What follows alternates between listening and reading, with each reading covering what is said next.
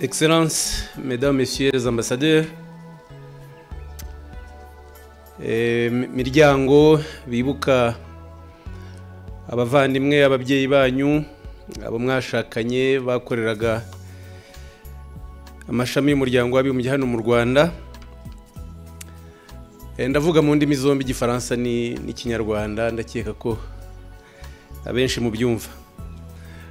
Aujourd'hui, comme chaque année depuis 1995, le Rwanda et le reste du monde commémore le 29e anniversaire du génocide perpétré contre les Tutsis, la 29e commémoration. La commémoration est un rappel au monde à réfléchir sur les causes et les conséquences du crime et des crimes. Le génocide commis contre les Tutsis, son crime par excellence. En 2004, le 7 avril a été désigné par les Nations Unies comme une journée internationale de réflexion sur le génocide perpétré contre les Tutsis. Plus tard, en 2018, cette résolution a été modifiée pour tenir compte de l'exactitude de la nature du crime commis contre les Tutsis, et son appellation a été corrigée pour que le monde désormais utilise l'expression qui convient: génocide perpétré contre les Tutsis au Rwanda.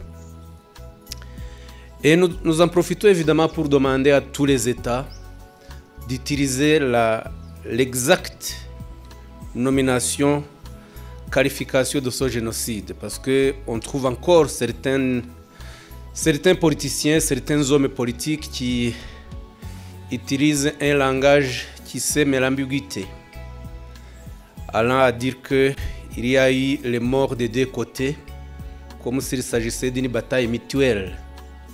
Le génocide commis contre les Tutsis a été une extermination planifiée et programmée par l'État rwandais de l'époque. Alors que nous observons la 29e commémoration de ce génocide, nous renouvelons notre appel à tous les États, membres des Nations Unies et aux organisations internationales ainsi qu'aux partenaires pour qu'ils s'engagent à nouveau à prévenir et à combattre le génocide et d'autres crimes graves qui risquent de se perpétrer au regard du droit international dans l'un de nos pays voisins. Nous commémorons ici les victimes du génocide commis contre les Tutsis en 1994 qui travaillaient pour les organisations onusiennes au Rwanda. C'est un instant qui nous est donné pour honorer ces victimes, mais aussi, j'aurais dit au début, pour réconforter les survivants et rendre hommage aux disparus. C'est aussi une occasion qui nous est donnée de renouveler notre appel aux institutions onusiennes sur la nécessité de prendre en considération la récurrence actuelle des discours de haine et d'idéologie génocidaire qui sévissent surtout sur notre continent et dans notre région.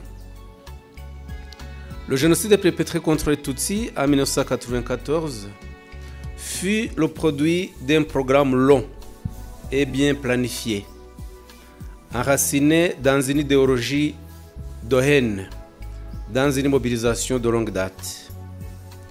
Ce génocide s'est produit en plein jour, aux yeux des nations même qui ont adhéré à la Convention pour la prévention et la répression du crime de génocide des Nations Unies, adoptée en 1948. Le Rwanda rappelle l'engagement international à lutter contre l'idéologie de tout génocide et le déni du génocide perpétré contre les Tutsis. Bien que ce génocide ait pris fin, les fugitifs de l'ancien gouvernement rwandais, de l'armée, des milices, qui ont commis ce génocide, certains d'entre eux sont toujours en liberté. Et le Rwanda a émis plus de 1000 mandats d'arrêt internationaux contre ces auteurs du génocide qui se sont répandus à travers certains États. Nous réitérons l'appel aux États pour que ces individus suspectés de génocide soient appréhendés et traduits en justice au regard du droit international dans les États où ils se trouvent ou bien qu'ils soient extradés au Rwanda. Les appels à l'extermination ainsi que les discours de haine et les propagations connexes par les responsables gouvernementaux de l'époque et l'appareil de sécurité ne pouvaient que conduire à cette extermination dont nous parlons. Il est donc impératif que les 29 années qui viennent de s'écouler nous servent de leçons de prévention, mais aussi leçons de reconstruction du Rwanda. Ici, nous réitérons un appel pour que le volet mémoire, les Nations Unies travaillent beaucoup pour la reconstruction du Rwanda, la réconciliation, la cohésion nationale, mais les projets en rapport avec la mémoire n'obtiennent pas tellement de partenaires. Or, il n'est pas possible de bâtir un État qui est réconcilié avec lui-même, de consolider un peuple qui se réconcilie si le volet mémoire n'est pas mis en avant, s'il n'est pas soutenu. Je crois que le président Dibuka ne contestera pas ce que je dis. Et tous les projets qui sont soumis par Ibuka, par les survivants du génocide au bailleur de fonds, n'obtiennent pas de réponse positive. Alors qu'en réalité, la mémoire est le pilier de la reconstruction du Rwanda. Il est le pilier de la cohésion nationale et du progrès d'ailleurs que nous avons. Donc je réitère cet appel-là pour que, en même temps, en soutenant des projets de réconciliation nationale, d'unité, il faut aussi y inclure le volet mémoire qui est extrêmement important pour la cohésion nationale, comme je l'ai dit. Pour terminer mon allocution, je souhaite aussi évoquer deux cas. Le premier, c'est la continuité de ce que je disais en rapport avec la mémoire. Le Rwanda a soumis depuis 2018 un projet à l'UNESCO d'inscription des sites mémoriaux du génocide dans le patrimoine mondial de l'UNESCO. Il s'agit de 4 sites. Le site du mémorial de Kigali à Gisozi, le site de Nyamata, le site de Murambi et le site de Bisesero. Le gouvernement rwandais tient beaucoup à l'aboutissement de ce projet. Parce qu'il est important que, à travers l'inscription de ces mémoriaux dans le patrimoine mondial de l'UNESCO, ces mémoriaux vont servir d'éducation aux générations futures, d'éducation au monde, qui montre que, à un moment donné de l'histoire, toute l'humanité a failli. Et que donc ces mémoriaux rappellent aux générations actuelles et futures qu'il faut plutôt travailler à la sauvegarde de l'humanité.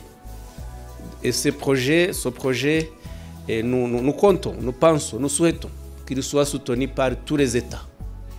Or, ce n'est pas ce que nous constatons parce qu'il y a certains États, heureusement très minoritaires, qui n'appuient pas ce projet.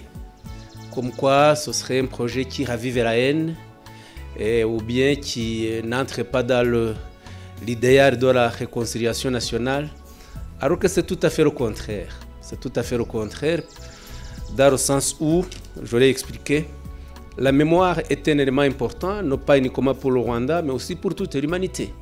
Parce que si l'humanité avait travaillé de commun accord, le génocide commis contre les Tutsis n'aurait jamais eu lieu. Donc il est toujours important de se servir de l'histoire pour pouvoir prévenir d'autres crimes.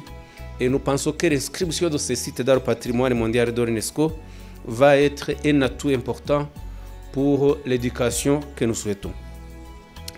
Et deuxième élément sur lequel je clôture, c'est celui de la justice. Certes, le gouvernement rwandais apprécie les efforts que les Nations Unies ont accomplis lors de l'instauration du tribunal pénal international pour le Rwanda. Le président Dibuka a soutenu. Ce tribunal a fait un travail de grande qualité et de haute importance Parce que si les planificateurs du génocide n'avaient jamais été appréhendés et jugés, le génocide commis contre les Tutsis n'aurait pas été reconnu sur le plan international et ces criminels-là seraient aujourd'hui en train d'occuper des postes importants dans l'Organisation des Nations Unies ou même ailleurs. Mais le fait que les leaders de la planification du génocide aient été jugés, reconnus coupables, même si c'est une minorité, sera constitué une leçon qu'un crime de cette gravité ne peut pas être commis avec impunité. Donc c'est un pas important. Mais en même temps, on cite souvent le cas de Kariste Mbarushimana, que vous connaissez très bien. Kariste Mbarushimana était un agent des Nations Unies, du programme des Nations Unies pour le développement, ici à Kigali, dans cette maison, qui a fait tuer ses collègues. Il s'est réfugié à l'extérieur. Après sa fuite du Rwanda, il a continué à bénéficier des contrats internationaux de l'Organisation des Nations Unies. Et fort heureusement, le Rwanda a continué à démontrer que ce personnage-là était un criminel. Et finalement, les contrats de travail ont été rompus, mais il a bénéficié des indemnisations suite à cette rupture-là.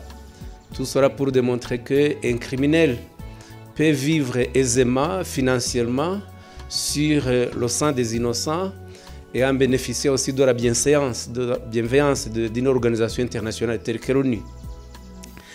Et il y a des témoins qui ont été courageux, y compris des étrangers qui ont témoigné en démontrant la criminalité de cet individu, qui est d'ailleurs impliqué aussi dans le soutien. Il est l'un des dirigeants des FDLR actuellement. Il vit en France. Il a été poursuivi et à un moment donné, le dossier a été abandonné faute de preuves, nous dit-on. Et nous réitérons toujours, le gouvernement rwandais va continuer à travailler avec la justice internationale pour que ces personnes impliquées dans le génocide commis contre les Tutsis, tôt ou tard, qu'ils soient jugés. Et ça, je le dis pour aussi demander à tous les États de mettre beaucoup plus d'efforts. 29 ans, c'est trop, pour que ces criminels, même s'ils sont présumés innocents, il faut qu'ils soient traduits en justice afin que leur culpabilité ou leur innocence soit prouvée devant la justice. Et ce cas de Kariste Mbarushimana en est un. Ndagira ngo rero nsoze mbashimira mu magambo make y'ibyo navuze kwari kubakomeza, ariko nanongera gusaba mu izina rya guverinoma y'u Rwanda, umuryango mpuzamahanga, ko wakomeza gushyira imbaraga mu gufasha igihugu kwiyubaka. Umuryango mpuzamahanga ufasha cyane cyane imishinga y'ubumwe n'ubwiyunge bw'abanyarwanda, ugakorana n'inzego nyinshi, ariko nanagaragaje ko ku bijyanye n'imishinga irebana no kubungabunga amateka ya jenoside yakorewe abatutsi, ajyanye no kwita ku nzibutso, ijyanye no kwita ku bacitse ku icumu, usanga iyo mishinga abaterankunga batakunze kuyiha agaciro no kuyitaho. Nsaba rero yuko nayo yakwitabwaho, kubera yuko nta bwiyunge bushobora kugerwaho, nta bumwe bushobora kugerwaho habayeho kwibagirwa cyangwa se bitanyuze mu butabera no kubungabunga amateka. Amateka yabungabunzwe niho igihugu gishobora kwibaka ku buryo bukomeye, kuko umuntu iyo yibagiwe ntashobora kumenya iyo ajya, ntashobora no kwirinda ibyatumye igihugu kigwa mu buremere bw'icyaha n'ubwicanyi nk'ubwa jenoside yakorewe abatutsi. Nanashoje nongera kwibutsa ko u Rwanda ruzakomeza gukora ibishoboka byose rufatanyije n'amahanga kugira ngo abakoze jenoside bagahungira mu mahanga bakurikiranwe. U Rwanda rumaze gutanga impapuro zisaba ibihugu gufata cyangwa se gucira imanza abantu bahungiye mu mahanga barenga 1,100, ariko usanga bititabirwa cyane. Ibihugu bya Afurika byo nta na kimwe cyari cyacira urubanza umuntu wakoze jenoside mu Rwanda. Ibihugu byabikoze ni iby'i Burayi, n'ubu nibyo bikibikomeza. Natanze urugero rw'umwe mu bantu bakoraga aha muri PNUD UNDP witwa Kariste Mbarushimana. ni umuntu wari ushinzwe iby'ikoranabuhanga hano, yicishije bagenzi be batari bakeya, umuntu wagize uruhare muri jenoside ahungira mu mahanga, ariko umuryango w'abibumbye ukomeza kumuha akazi mu bihugu bitandukanye, muri Angola, Kosovo n'ahandi.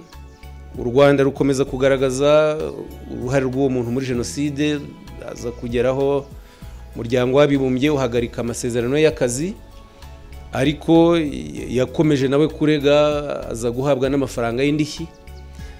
Bigaragaza ko n'abajenosideri ntabwo bakurikiranwe gusa, ariko hari n'abagiye babeshwaho no kuba barakoze ibyo byaha no kubeshya umuryango mpuzamahanga.